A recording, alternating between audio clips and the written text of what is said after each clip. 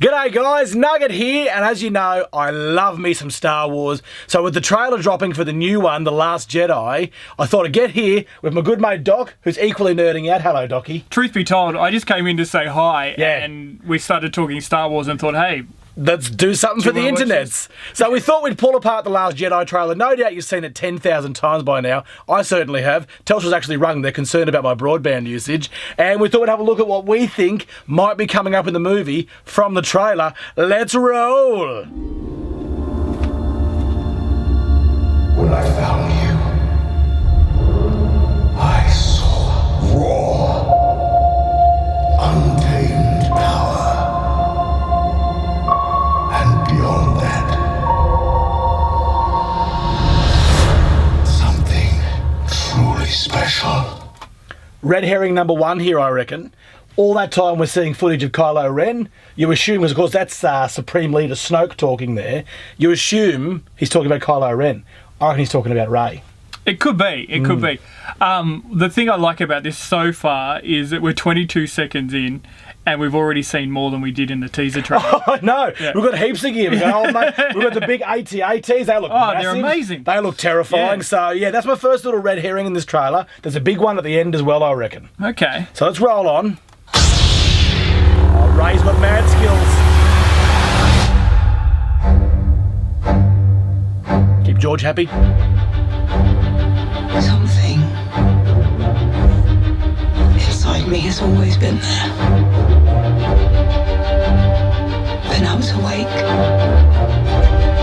And I need help.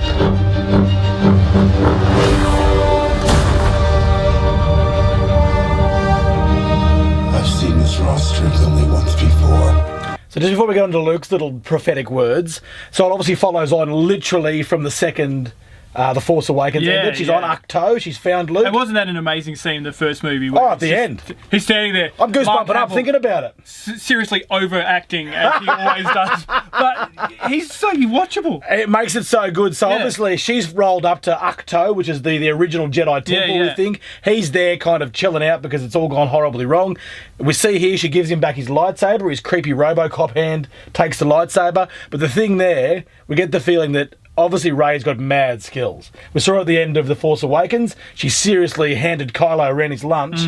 So she's got these skills, and you got the feeling there, and what he's about to say kind of lends itself to that.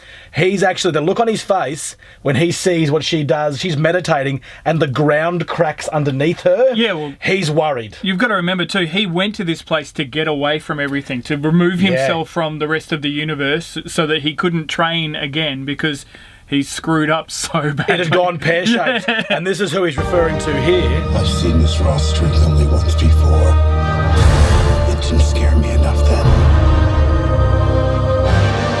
It does now. So, who do you think he's referring to? Is he referring to Rey or Kylo Ren? I think he's referring to seeing the strength in Rey now. He's terrified because of Ben Solo, his nephew, who became Kylo Ren. So he's not referring to Kylo Ren and the strength he saw in him as opposed to when he was afraid of Darth Vader. No, I think he's sort of going, given the fact that a big part of The Force Awakens was all about Luke trying to train this boy, it all went horribly wrong, and we found out later on that was Ben Solo, Han and Leia's son, who of course became Kylo Ren. I reckon he's kind of going, the first time around I was kind of going, good job, kid, keep going. Now he's going, oh, no.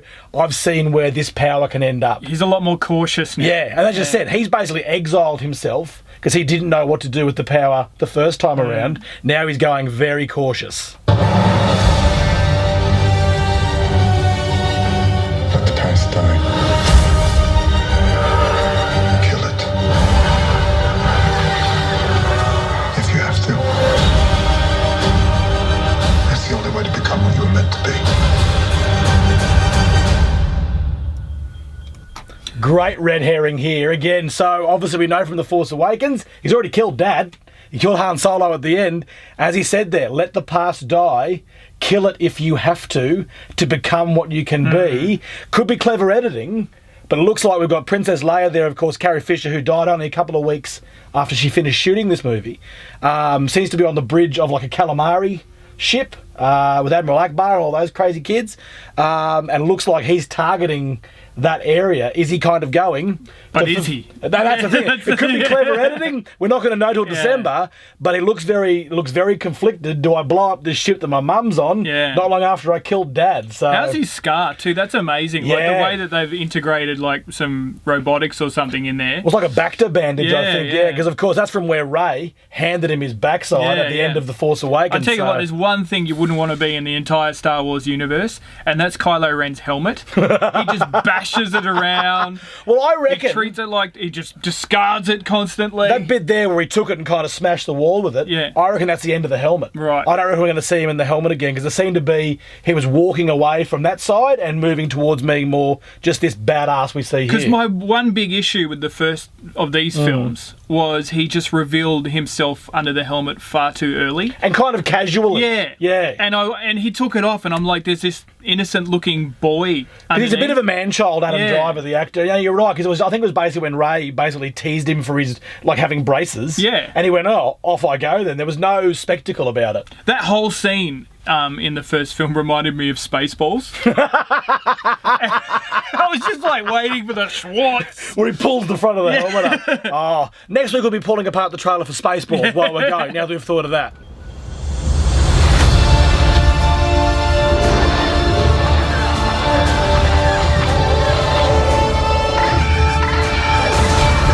Welcome to the world that now has porgs in it. That's that little seal, weird-looking dude we just saw there with Chewie. There's no middle ground here. This is either going to be the most beloved Star Wars character since the Ewoks, or we're heading into dangerous Jar Jar Binks territory. I guess it just depends on how much they use them throughout the movie. Jar Jar was seriously overused. Yeah, he was terrible. The Ewoks, you know, they were part of the scenery. And then Caravan of Courage. And the Caravan One of of the great movies that never gets talked about. And the Ewok cartoon series. But I felt like I loved the Ewoks. I thought they were a great part of Return of the Jedi, but Jar Jar just was like this... Well, he was mildly racist. Yeah. Everything he did was annoying. A little fun fact, too, about Ewoks. At no stage in the entire movie Return of the Jedi is the word Ewok ever said once. The name became well known because the toys were so popular. So, strike one for marketing. But then go get the cartoon series where it's in the theme. We are the E. Well, Can we press on? The Porg, I think, looks really cute, and I love the little alarm sound it makes. As long as he doesn't keep making that noise, otherwise I will launch my own mission to murder the Porgs, because that's annoying. I don't think to this point we have seen C-3PO. Haven't seen C-3PO, but I don't see R2. We see BB-8 a little bit later on, getting kind of electrocuted, but that's a good point. Are they sort of removing those characters from the films and bringing in different comic relief? Well, because they're the only characters in Star Wars history that have been in every single movie, so you got to have them. They've got to be there. He had a red arm last time, so that's a very good point, though. I hadn't thought of that. We are the spark that'll light the fire that'll burn the First Order down.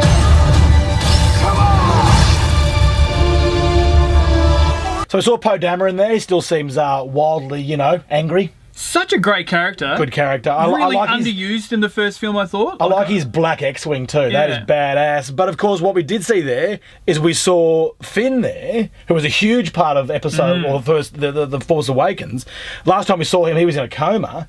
He's fighting it out with Captain Phasma, played by the magnificent Gwendolyn Christie from House of Cards. Oh, sorry, from Game of Thrones. How... I thought the last time we saw her, she was going into the garbage compactor. Yeah, but... How did she get out? If one thing Star Wars has proven is trash compactors aren't great. They're easily escaped from. Off. But they've obviously got some scores to settle there, and that's looks like it's going to be a great little battle on what appears to be either a ship or a base station falling apart around them. So that's going to be red hot. Another thing is he wielded a lightsaber in the first one. We haven't seen him with a lightsaber in He had that stormtrooper, the thing that they had in the Force Awakens, and she had just like a broom handle. So I don't know what she's walking around with. This is not going to go the way you think. So who's he talking to there? Because you see he's soaking wet, and the very next thing you see Rey diving into, then getting out of water. Are they together? Is Luke saying this is not going to go how you think? Is he saying it to Rey? Is he saying it to somebody maybe from the First Order, whose plan is to kidnap Rey and, turn her? I don't know. I think I think what we might see is, since the very beginning of Star Wars, there's always been this underlying theory of bringing balance to the Force. And I think bringing balance to the Force could possibly be bringing Rey and Kylo Ren together as a coupling. And maybe, fighting for neither side? And then they fall in love, and then it's all... Oh, really? Yeah, you're saying a romantic pairing? This could be what I'm... And then that's bringing balance. Because one of the big questions, too, is not addressed anywhere here in the trailer, and maybe it will be in the movie. It's been said by J.J. Abrams, who, of course, wrote and directed The Force Awakens, Rey's parentage is obvious. Everyone assumes it's Luke Skywalker. If it's Luke Skywalker, they're cousins. Yeah, that is a good example. But mind you, I hope it's not Luke Skywalker. That's just too obvious. There's been a lot of theories thrown around that maybe she's Obi-Wan Kenobi's granddaughter. he did kiss his sister. I'm just saying, we're delving into a whole new weird world in the Star Wars universe. And where we've stopped here, is this Dagobah? It looks a lot like Dagobah. Oh, apparently in the movie, we'll just roll a bit and we'll have a quick look at this. That where he was, apparently, I think it's like a Force active tree he lives in. So he's basically become a member of the 1980s cartoon Shirt Tails. Yeah. I don't know. Surely they're not going to reuse Dagobah again. I don't know. It'd be awesome if they just hung out in Yoda's old house. Yeah. With his little igloo house. That would be amazing. That's too much to ask for, surely. As we can see here, the Force, the what do they call these dudes? Order? The First Order. Still a huge fan of lining up in nice straight lines, which hasn't changed from the first movie.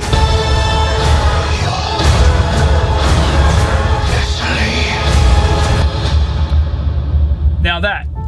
Yeah.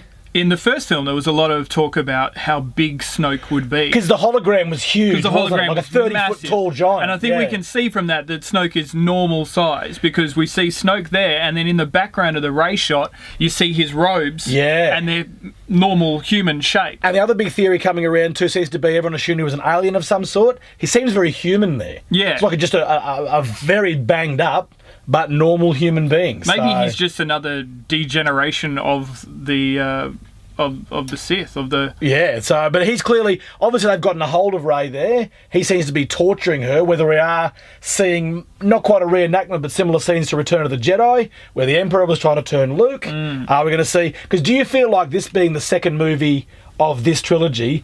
We're going to have a Empire Strikes Back kind of feel. Totally. The good guys aren't going to have a good time in this movie, are they? Yeah. This is going to be very Empire. That's how it's got to go that way. They're having a bad time. Yeah, there's got to be Han Solo trapped in carbonite at the end of it. Don't mention his name. It's still too soon. I need someone to show me my place in all this.